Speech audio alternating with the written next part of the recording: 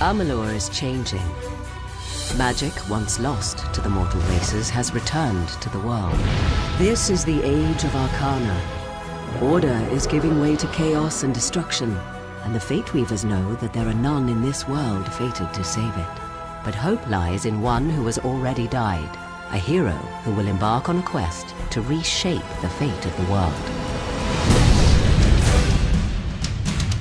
The legend begins in the Well of Souls, when gnomish scholar Fomorus Hughes finally succeeds in his attempts to restore life to the dead. The pursuit of immortality. You're the only proof of what we've achieved here. The hero's search for answers leads to the Fate Weaver Agarth, who sets the hero on a treacherous journey to discover the truth. Fate's weave is always hard to see, but your path is yours to determine. Along the path to find truth and meaning, the hero will encounter a number of factions that want to enlist the aid of the Fateless One. The hero may find it advantageous to join one or more of these factions, for they each possess unique knowledge that will help him on his journey. On the surface, the Travelers are a free-roaming society of entertainers and nomads living a carefree existence on the open road. Ain't no worries in Star Camp. Travelers are the way life should be for a bloke in these lands. However, they are from a lineage of the finest thieves that ever walked Amalur, and becoming one of the Travelers allows the hero to buy and sell stolen goods, as well as delve into the fine arts of stealth, crime, and subterfuge.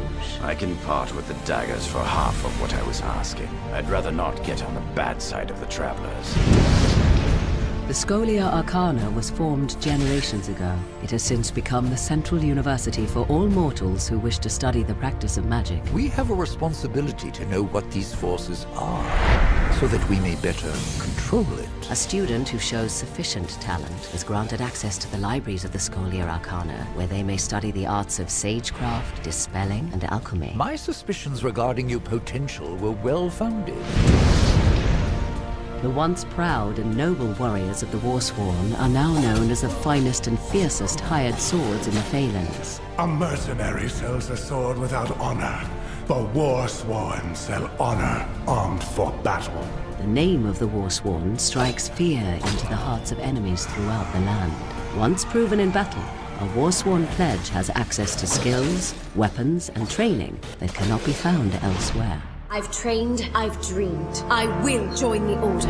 Amalur is host to more than just mortal man and their factions. The world is riddled with other races with numerous alliances, from the studious gnomes to the immortal Fae. Long ago, the Fae split into two courts, each with many houses. In the Summer Court, the House of Ballads is the keeper of songs and lore. The house ensures those defining tales are never forgotten. In these dark times, a hero is needed to relive the tales of old and continue the song. Meanwhile, in the Winter Court's House of Sorrows, few follow the old ways, and for the first time in living memory, the House of Sorrows will welcome an outsider into their ranks. It is not a simple task I ask of you. We need someone who understands that. But even the immortal Fae are helpless against the forces that are rising in Amalur. A twisted new sect from within the Winter Court, the Tuatha. The Tuatha grow in power, driven by their strange new god toward the destruction of all mortal life. They are warriors, priests, and zealots who worship the god under the mountain and obey only Gadflow, their malevolent leader.